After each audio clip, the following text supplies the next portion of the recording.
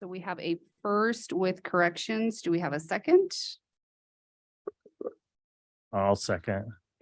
Any other discussion or any other changes? No? Okay, all those in favor, please say aye. Aye. All those opposed, motion carries with the corrections as noted. Perfect, thank you. So we have a first with corrections. Do we have a second? A little laggy, huh?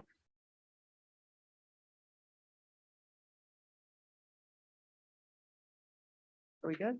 You're good. Okay. Yeah, I had YouTube on. It looks like. Oh, okay, Yeah. perfect. This, Well, we have a full-ish morning this morning. We have 6 hearings. And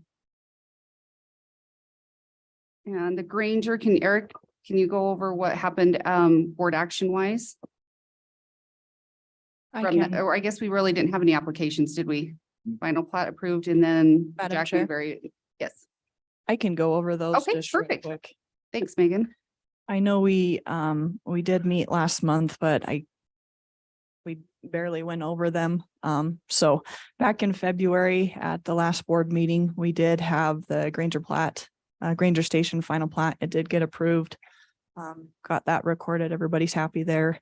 And also the Jackman construction variance was approved with the recommendation that you guys made as well. So Okay. the time clock has started on that one. Okay, I was just gonna ask that. Do we have okay, perfect. Thank you. All right, well, we'll go ahead and we will jump into public hearings. Public hearing number 1, Sweetwater County. It's a zoning map amendment from agricultural to heavy industrial. All right, thank you, Madam Chair. Like you mentioned, our first public hearing this morning is a zone map amendment. It's for property that the BLM owns. It's actually out where the detention center is for the county. The BLM actually owns all 105 acres of that property, and we lease the 105 acres from them. Currently, it's zoned agricultural. It's also located within the growth management area. Infrastructure that's existing, of course, access off of Highway 191 South. Joint Powers Water Board provides the water, West Side provides the sewer, Dominion provides energy, and Rocky Mountain Power. Oh, Dominion provides gas, excuse me. That one always catches me. And then Rocky Mountain Power provides the power. And it is in the fire district number 1 response area. The minimum district size for I-2 is 25 acres, and most of the property to the north, if you look at the zoning map, all the property to the north is I-2. So we have no problems meeting minimum district size there. When staff was going through the zoning of this property for the conditional use permit for the next actual public hearing for that renewal, staff discovered that the existing zoning on that permit or discovered that the existing zoning that we had on that permit was actually I-2 when it should have been IA for agricultural. So the reason why we're here today is to get that corrected and get that permitted accordingly. So we've got to have the zone map amendment approved so that we change the zoning to the correct zoning in which impound and storage yard can actually reside on the property, as it's not allowed in agricultural. So just a little bit of cleanup work before we get to the next hearing. Mr. Jim Zimmerman posted the site photos out there. Probably looks a little bit different if you drive by today, a little less snow, thankfully. And we'll jump right into the criteria for this. This amendment encourages growth and development to continue in an orderly manner and in locations that contribute to the economic and social well-being of county residents. It's matching the zoning district to suit the better heavy uses that are on the property, allowing the detention center and also the storage and impound yard that sheriff uses out there. Criteria number 2, this helps to create a more buildable parcel, zoning the entire 105 acres and not just the portion. It gives the county the opportunity, if in the future, we did need to have more industrial uses for whatever reason. We're not going through another zone map amendment. So that's the reason why we chose to go with the whole 105 acres and not just a portion of it. It's compatible with existing allowable uses. Everything to the south pretty much is agricultural. Everything to the north is heavy industrial. I-2, again, just bringing the parcel into more compliance and matching existing uses on the property. There are adequate facilities already located. I mean, extension center's been there for several years, so we're good there. And this amendment does not adversely affect adjacent properties. We did not receive any negative comments. John Bunning Transfer was the only one that responded, and they had no complaints there. And this request does conform with all provisions of the 2015 zoning resolution. Okay, and staff recommends approval of this zone map amendment. Perfect. All right, we'll go ahead and we'll open it up. Is there anything additional anybody wants to add? Okay. We'll go ahead and open it up for public comment. If there's anybody in the audience that is in favor of the zoning map amendment. Anybody that opposes or just wants to say something in general? Hearing none, we'll close the public comment and open it up for the board. Does anybody have any questions? I'm not sure where we missed this when we did this. I remember when we did this, I was like, How long is this lease with the BLM? Madam Chair, I believe it's a 30-year lease that gets renewed every 30 years, pretty typical. okay, Thank you. good question. I didn't think about that. Any other? Okay, hearing none. Do we have a motion for the zoning map amendment from agricultural to I-2 heavy industrial? I'll make a motion to approve public hearing number 1, zoning map amendment from agriculture to I-2 heavy industrial. I'll second. Any final discussion, questions? Hearing none. All those in favor, please say aye. Aye. All those opposed, motion carries. So we'll move right into public hearing number 2, which is Sweetwater County again for a conditional use permit for impound and storage yard. Thank you, Madam Chair. Again, this hearing is actually the renewal of the conditional use permit that was out on the detention center property. It's roughly 0.81 acres located out there, an existing used to be parking lot. It's subsequently been fenced off and has been operating quite nicely out there. So this is the renewal for that conditional use permit. We have not received any complaints. Sheriff's doing a great job running everything out there. So definitely no concerns there. The location map shows you where it's located on the detention center property. It's entirely fenced in, has slatted fencing all the way around. They kept up with all the previous conditions that were put on the property. The major one being that it's fenced in, and we did have a 2-year time limit on that at the time. We are subsequently going to propose that this will be renewed indefinitely. So we don't need to come back here and revisit this anytime. Again, Mr. Jim Zimmerman posted out there, and we'll jump into the special requirements that are specifically for an impound and storage facility. The first being, it cannot be established within 600 feet of a church, school, residential zone district, or within 1 mile of a recreational facility. Property is well away from everything, as everybody well knows. Criteria number 2, the applicant will be responsible for maintaining proper disposal methods in conformity with the DEQ regulations. Criteria number 3, the property needs to be screened with a uniform material built to uniform height. This has been done. It's a 6-foot high fence, slatting all the way around. That's something they met with the last conditional use permit and have no intentions on changing that. So we're good there. Criterion number 4 basically just goes into a little bit more detail there. They do have at least 50% screening. So again, no concerns. Staff again does not recommend stacking of vehicles. There has not been any problems with that. And one thing that I learned in this hearing as opposed to the last public hearing was after I talked with White on this, because the sheriff is the one running the impound yard, he actually does not need to have a business license with the state. Just those people that are towing and bringing the vehicles to the property needs that business license. So we don't need to, that's one of the conditions that was on the last permit that we can remove since it actually doesn't need to happen. So something I learned there. And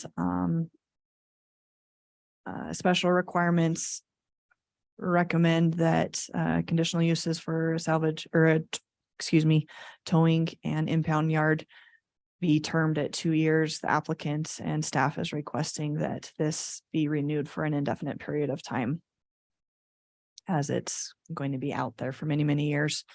Again, John Bunning company was the only one to respond, and they have no objections with how the land is being used. And staff recommends approval with the following conditions. Basically stating that the impound needs to be fenced in, which they have already done. No stacking of the vehicles are allowed.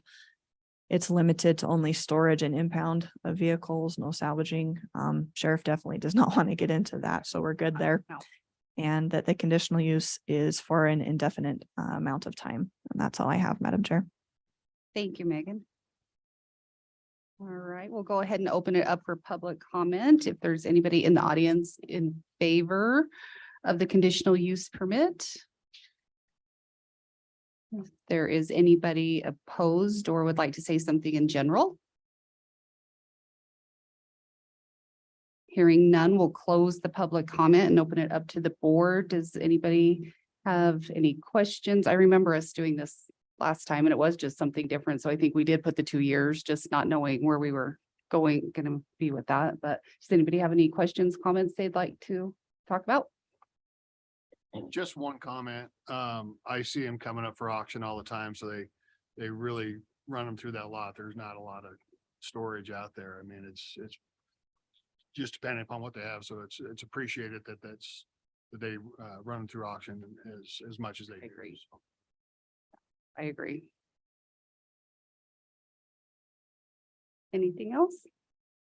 All right, hearing none, would anybody like to make a motion for the conditional use permit? Make a motion, we accept public hearing number 2, conditional use permit for the impound storage yard. I'll second that. Is that with recommendations? Yeah, with staff recommendation. Sorry, Rob. Thank you. All those in favor, please say aye. Aye. All right. All those opposed, motion carries for public hearing number 2. Public hearing number 3 is WYDOT, a conditional use permit for an asphalt plant and ancillary facilities. That's hard to say. Yeah, that's awesome. Thank you, Madam Chair. So this is a conditional use for, Ancillary, I can't say it. yeah, and then ancillary facilities. There you go. So the property owner is BLM, Brad McCullough with YDOT as the applicant. And then it's in the northeast of the southeast section quarters, section 17, township 13 north, range 108 west. So it's down south of Green River on 530. This is utilized for highway projects, and current zoning is agriculture, and infrastructure is Highway 530 YDOT, and then it's Green River Fire Response. So they're requesting a conditional use for an asphalt plant in the ag district, and contractors hired by YDOT will use the site for stockpiling and production of paving asphalt for use on YDOT construction projects. Site will only be used when there is a construction project in the area along Highway 530. And then you're going to see in the subsequent conditional use after this hearing, another one. So it's going to be 2 of them down 530. Site will be operational 5 days a week or 16 hours per day. And the duration of the is considered variable at this time. So there's a location just off of 530. And you can see it's an existing site down there. It's been disturbed already off of 530. Another location of aerial photography. And then it shows you the posting and the surrounding area. All open range, undeveloped. And then, so we have, with every conditional use, we got to make sure it complies with the comprehensive plan, encourages growth, continue in an orderly manner. And this plant is located in a remote area of the county and a location that assists in paving opportunities for highway projects. Shall not adversely affect adjacent properties. And I'm going to go right to the third one because these are kind of synonymous. Is it compatible with existing or allowable uses? You know, it's open range, undeveloped. We don't see any incompatible uses here. We don't see it adversely affecting adjacent properties. Can it demonstrate adequate facilities? They have to maintain an air quality permit through DEQ. And the plant site has legal access to the parcel, comes right off of 530. Request has minimized the greatest degree quality, possible adverse effects on the natural environment. Again, it comes down to the air quality issue with asphalt plants, and so they maintain those permits. It will not create undue traffic congestion. We don't see any issues with traffic flow, and we don't see any adverse effects on public health, safety, and welfare. And conform to all applicable provisions of the resolution. Again, that's why we're hearing it today through the special use permit, conditional use permit process. There were no public agency comments. The staff recommends approval, Madam Chair.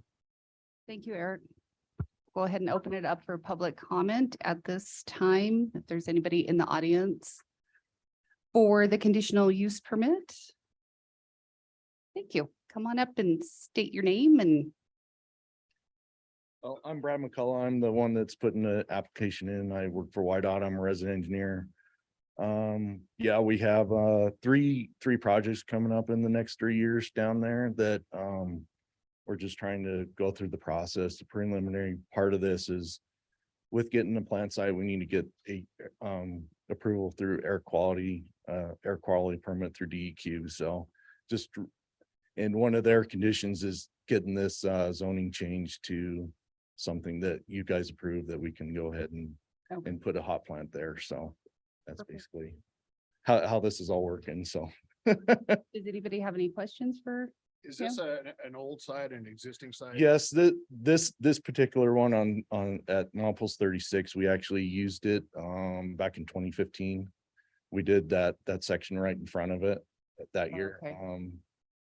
In the subsequent one at Milepost 12, the last time we used that one is about 2007 or so. When we're doing work right up there. So yeah. Does anybody else have any questions for him? Awesome. Thank you All so right. much. Thank you.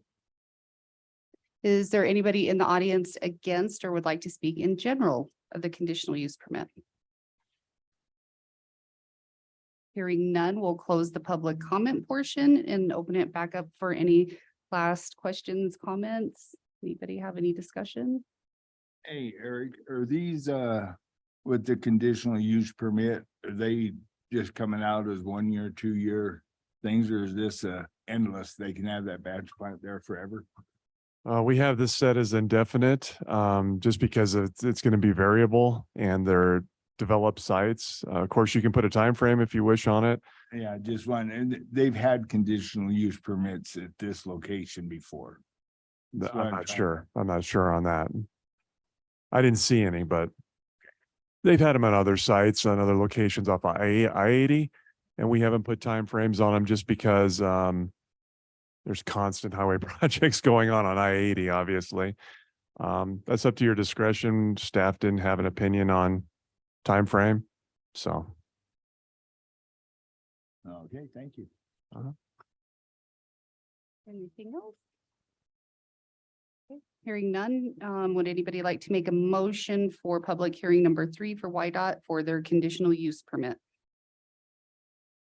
I'll make a motion for the conditional use permit for YDOT with an indefinite time limit on it. Thank you. I'll second. We have a first and a second. Alright. It was attached. All those or any final discussion, sorry, any final discussion? All those in favor, please say aye. Aye. All those opposed, motion carries. Thank you. Public hearing number 4 is again YDOT for another conditional use permit. We'll Yep. turn it over to you, Eric. So thank you, Madam Chair. So as in the previous hearing, this is just in a different location. This is near milepost 36 along Highway 530. And so zoning is agriculture and it's off of 530. Is this milepost 36 or 12? Hold on. I think the previous one, let's just make sure.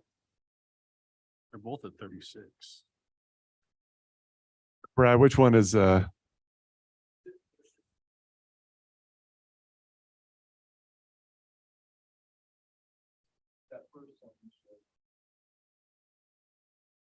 So this it one was is 12. 36. Okay, I thought that's- so. Okay, Okay. okay, thank you. All right, we'll make that correction on the report because yeah, that makes sense because that was Township 13 North, Range 108 West. So we got the legal description right.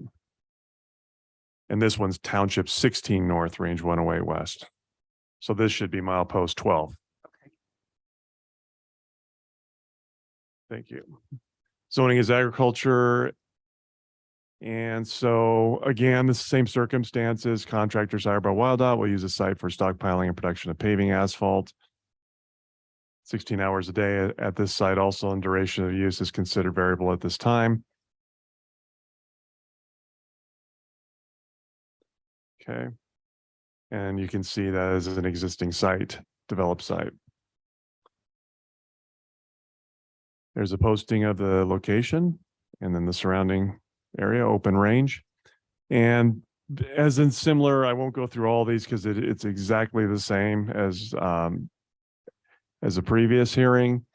It's in a remote area of the county. We don't see any adjacent property owner issues as far as affected uses. It's open range and undeveloped surrounding it. The plant, it has to maintain an air quality permit. Again, as the applicant has stated, that is a requirement from Wyoming air quality that they get this permit. So that's why they're going through this process. And we don't see any undue traffic congestion, any public health, safety, welfare concerns. And to conform with the zoning resolution, we're going through the conditional use process. There were no public agency comments received on this one either. And staff recommends approval of the request. Thank you, Eric. We'll go ahead and open it up for public comment again. You don't necessarily, Mr. McCall, need to come back up if you would like to. You're more than welcome, but you don't have to. We'll open it up if anybody is in favor of the conditional use permit. If anybody opposes or would like to speak in general. Hearing none, we'll close the public comment and open it up for any questions, comments from the board. Pretty straightforward, just like the last one. Okay, if anybody would like to make a motion for public hearing number 4 for YDOT for their conditional use permit. I'll make a motion that we set the conditional use permit asphalt plant from ancillary facilities. Thank you. I'll second. We have a first and a second. Any final discussion? All those in favor, please say aye. Aye. All those opposed, motion carries. Thank you. So public hearing for John and Rita Isaacson has they're asking or requesting if we could postpone it until May. So we just need a motion to postpone that one to next month. Make the motion, we proceed with the postponement of that until May. Thank you. Second. We have a first and a second. All those in favor, please say aye. Aye. All those opposed, perfect, and we will hopefully hear from them next month on their final plat. Public hearing number 5, SAC Wireless, Carla. And I'm not sure how to say Carla's last name, and I see her on Zoom up there, so I apologize. A variance for maximum height within a commercial district All right. for wireless tower, sorry. Thank you. Thank you, Madam Chair. This is gonna again be kind of a two-part. You need the variance public hearing before we can get to the conditional use, and update conditions on that. So I've been working with Carla over the past couple months on this. The property is actually owned by RBH Idaho LLC. And Carla is with SAC Wireless, who's working on behalf of Union Wireless. The property is located just north of where White Mountain Mining is over there. The current zone of the property is commercial. It's also located within the growth management area. And the infrastructure, the site accesses right off of County Road 69, Gook and White Mountain Road. Fire District number 1 is the responding agency, and Rocky Mountain Power, of course, has power to that site. Back in 2017, Union had acquired a lease from RBH with an original 50-foot cell tower. And what they are requesting today is to add 20 feet to that. So we're looking at 70 feet. When you look at a commercial zone district, the maximum height of any structure you can have within that currently is only 50 feet. So we're requesting a variance to exceed that and go up to 70 feet today. They're planning on having 2 phases to try not to disrupt coverage within the area. The biggest thing is they're going to be extending the height 20 feet. They're going to be changing out, swapping out their antennas and things like that. I will let the applicant talk a little bit more about that just because that's their area of expertise, not mine, if they so choose. And here's the zoning map. As you can see, it's a mix of commercial, manufactured home, or excuse me, mobile home zoning across the street, and a little bit of light industrial just south of it where Burns Towing yard is. Here you can see the plan. Everything in orange is basically what's being added to the tower. So you can see the increase in height right there. Purple, I don't see anything on this current plan, but if you do see purple, that's what's being equipment wise of what is being removed from the said tower. Mr. Zimmerman also posted site photos out there. And when reviewing a variance, there's 3 criteria. The first one being, are there special circumstances or conditions fully described in the commissioner and board's findings, which are peculiar to the land or building for which the variance is sought and do not generally apply to lands, buildings in the neighborhood, and have not resulted in any act of the applicant subsequent to the adoption of the zoning resolution. Comprehensive plan encourages growth. In order to do this, according to Union Wireless and SAC Wireless, they need to increase the height of their tower to get better coverage within the area. So that again is helping Sweetwater County residents. They're also trying to make upgrades to the site while keeping the downtime to the network as minimal as possible to eliminate disruptions to the network. Criteria number 2, for reasons fully set forth in the commission and board's findings, the circumstances or conditions are such that strict application of the provisions of the Sweetwater County zoning resolution would deprive the applicant of a reasonable use of the land or building. The granting of adjustment is necessary for the reasonable use thereof, and the adjustment granted is the minimal adjustment that will accomplish this. The proposed height is only 20 feet.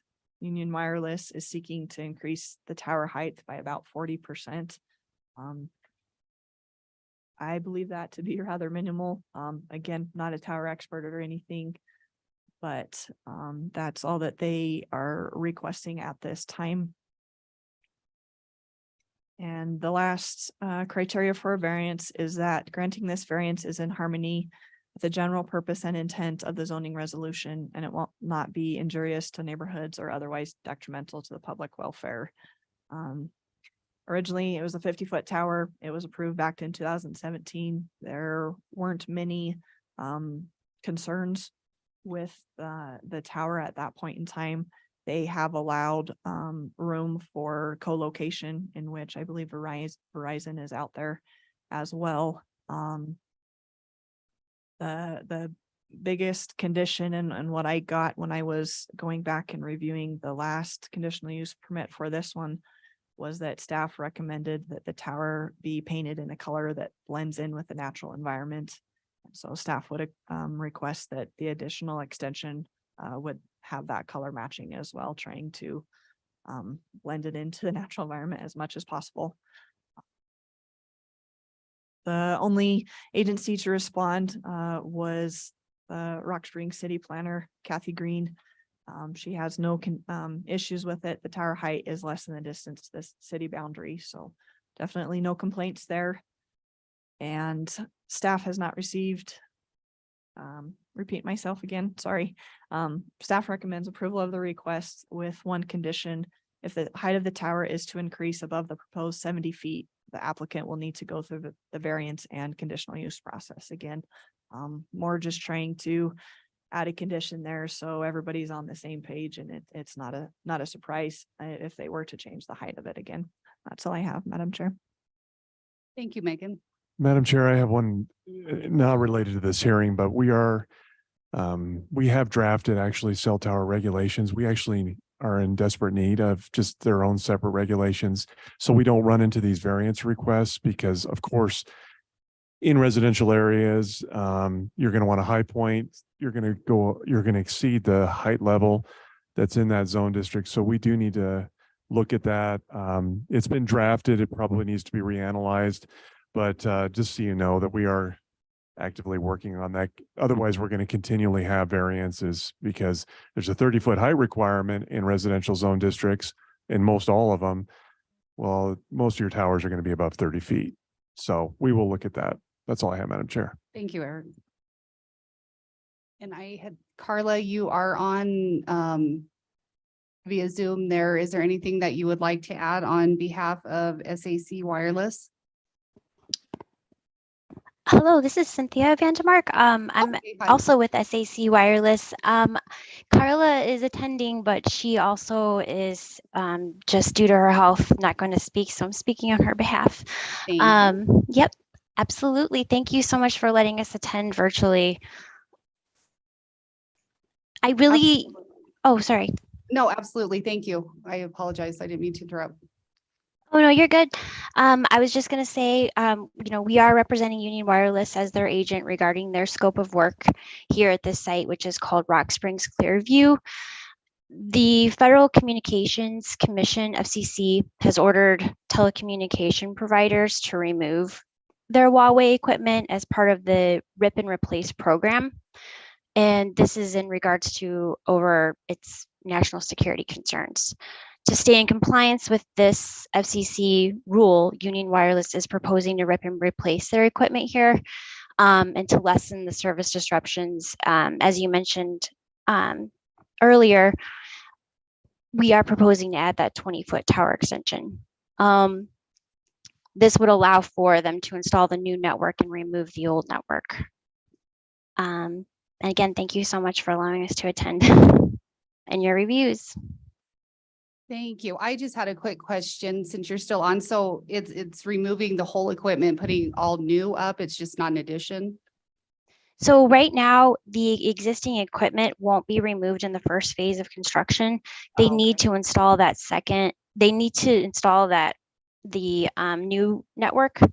And then basically before taking down the old network of the Huawei equipment, they need to test it out to make sure that it won't disrupt anything. I mean, this is a new project, and it's required. Okay, thank you. Mm-hmm. Does anybody else from the board have any questions for the applicant while she's still on? Kelly, did you? I've got some for Eric or Megan. Just on the height when we're doing cell phone towers and stuff like that. Is there any regulation to height versus how close something is? If this tower comes over, is gonna hit a trailer, if there's an accident and the tower's coming down, and I'm thinking of the safety concerns of hitting somebody else's property. I mean, do we have a height versus width measurement? If it's 100-foot high you need 100 foot clear on the left and right. If you're 70 foot high, you need a 70 foot envelope that you're We don't. not interfering with. And that, my other question is, how far is this tower from its closest somebody else's piece of property? We can show that, Madam Chair. I don't have a quick distance on that, but what I can, Looking at the picture and I see a trailer sitting Yeah, there, and I I'm saw like, that. if you had another 20 foot, is it gonna, if something goes stupid wind hits us in Sweetwater County, is that tower got at risk of taking out that guy's trailer and landing in his bedroom? You know, that's, So Madam Chair, maybe the applicant can answer this. We've had that question come up in previous hearings. Towers they're built in sections, so when they do collapse, they don't collapse Like from the all at bottom once. up, down. Usually they collapse in sections when they do, if they do collapse. And then the other thing is, I believe we received engineered drawings. Didn't we on this? or yes, for the proposed one we did, and there was a site plan on the previous conditional use permit that had distances and stuff like that. And I'll be completely honest, I didn't think to write anything down, and I don't remember close to what that is, but we have received engineered plans for the tower. So we'll be structurally both engineered. stages. Yeah. Okay. Cynthia, maybe you could, am I correct in what I'm saying there about the towers?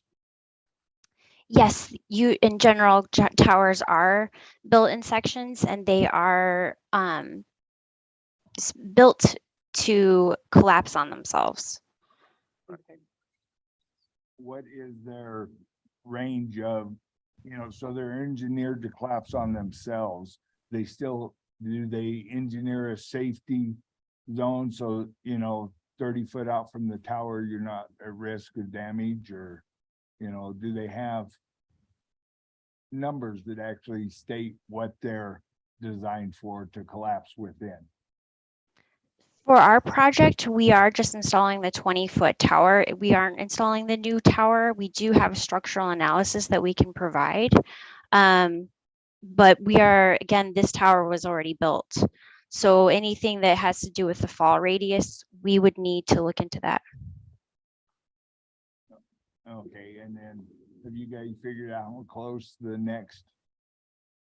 that trailer is? I was That's what just I'm thinking, looking at just that. This is a rough estimate, just so you know. We were- This is aerial photography. This is a Aerial photography.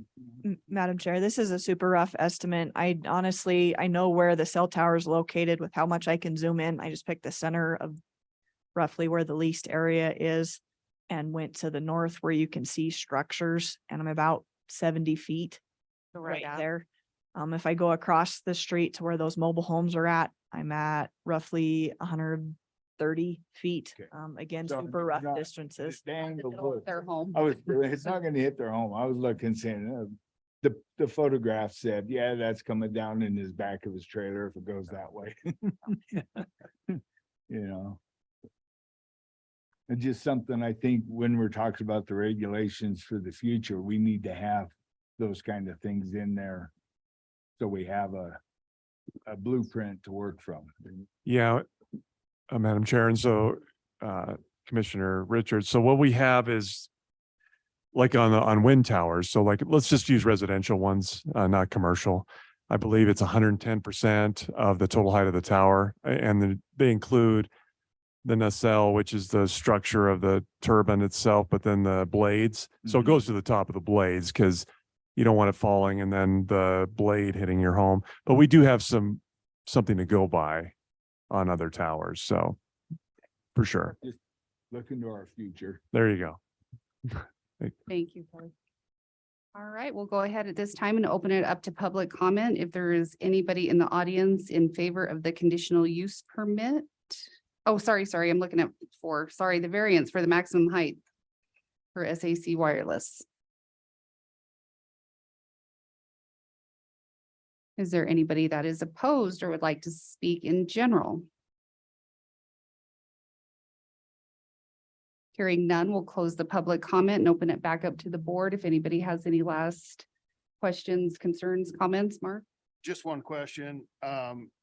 So I mean, the tower height's 70, but I see the overall height's gonna be 72 with the antenna.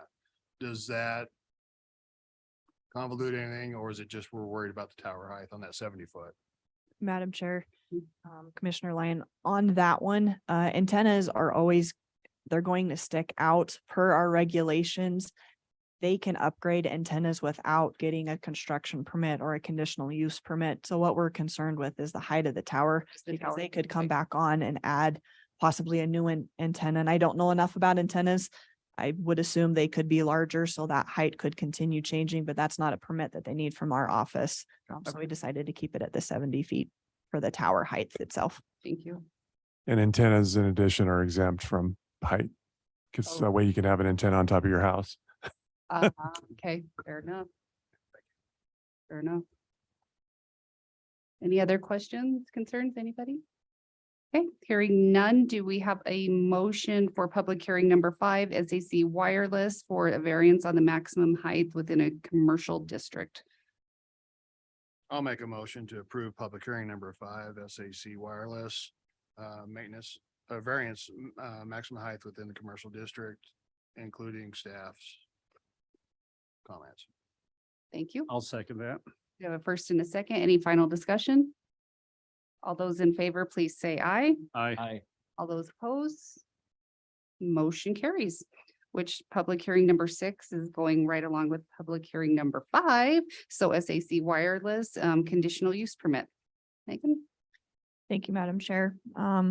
Not to beat a broken record, but almost all the information on this one's the same. We had a lot of that for these public hearings. A little bit more detail on the phases of what's going to happen is phase 1. It's going to include the 20-foot extension of the tower. They're also going to be adding 6 antennas, 9 radios, and associated cabling that goes with that. Phase 2, they're going to swap out 3 antennas, 3 radios, and then remove 3 antennas and 9 radios. So they're not expanding the footprint on the ground, anything, everything's to do with along the tower itself. As you can see, again, here with the phasing on the elevation and things like that, orange is what's being added. Again, doesn't make a whole ton of difference to us since we did approve the previous public hearing there, but just more of a visual reference of antennas and radios that's going to be removed from it, just to make a little bit more sense for us people that don't deal with that on a daily basis like these guys do. That was very helpful for me. Kind of interesting as well. But again, same site photos that Mr. Zimmerman took. And there's the 9 review criteria for the conditional use permit. Hopefully breeze through these. Again, the cell tower is going to provide better coverage for the area. It's encouraging growth within Sweetwater County. We don't foresee this having any adverse effects on properties. Again, this is the, I guess, 3rd hearing on this same site since 2007. There's not been any negative comments on that. So to this date anyways, so that's definitely a good thing. And criteria number 3, it's compatible with existing and allowable uses. If anybody in the area that has the commercial zone district, if they wanted to exceed their height of the 50 foot or anything like that, they have the opportunity to go through conditional use and variance process. So it's compatible with adjacent properties. And during the first conditional use permit back in 2017, there was a requirement for this site to have access directly to the site off of Gookin's White Mountain Road. This has since been established. So we didn't feel the need to have that as another condition on this permit, as it has already been fulfilled and access is existing at this point in time. And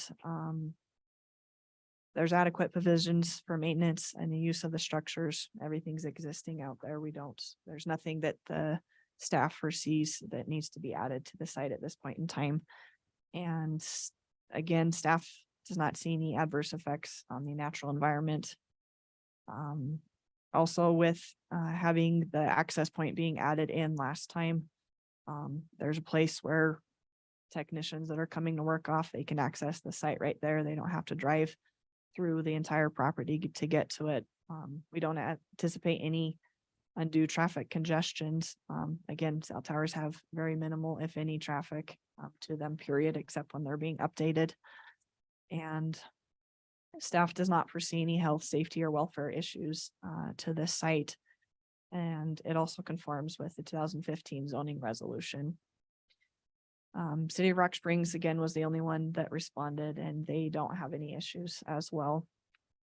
Staff recommends approval of this request with the following condition: that the extension of the communication tower will continue to be painted a color that blends in with the surrounding natural environment, the same color as the original 50-foot tower was painted. That's all I have, Madam Chair. Thank you, Megan. And Cynthia, is there anything you would like to add to this public hearing number 6 on SAC Wireless's behalf? Just to say thank you again for your review, and if, feel free to ask us any questions if you have any. Thank you. Thank you. Does anybody have any questions for Cynthia? Any other ones? Okay.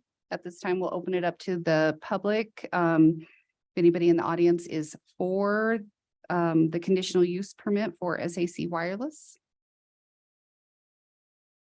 Anybody against, opposed, or want to say something in general? Hearing none, we'll close the public comment portion and open it one last time up to the board for any comments for Eric, Megan, Cynthia. Pretty straightforward. Yeah. All right. Do we have a motion? I'll make a motion that we grant the conditional use permit with staff's recommendations of the painting. The extension of the communication tower will continue to be painted a color, but that blends with the surrounding natural environment, same color as the actual original 50-foot tower. Thank you. Do we have a second? I'll second. Any final comments? All those in favor, please say aye. Aye. All those opposed, motion carries. Thank you. Eric, do you, Megan, either one of you have anything else? Any new business or other business for us? Madam Chair, thank you for the great discussion today. The Planning and Zoning Commission appreciate that. Thank you for the responses back on the bylaws, and we'll have those to you shortly. Is there anything more that any comments, some of the back and forth emails that anybody has on the bylaws? Did you give me a copy? I can get you a copy. Because I don't know, something's happened with my email and I Okay. cannot, Okay. for whatever, as soon as somebody's doing is dropping the actual attachment, so I see it, but I just But cannot. Oh, I okay. can't access it. Sure. No problem. We can do that. I saw the attachment on there either. Oh, okay. Maybe we didn't get an attachment on there. That might be why. I'm trying to remember now. It's been a little bit. Yeah, we will do that. That's no problem. Okay, perfect. That's all I have. That's it. Wow, this went way faster than I thought, honestly. So, okay, hearing nothing else, we'll go ahead and adjourn. It is 10:52 a.m. Thank you, everybody. We will Thank you. see you next month.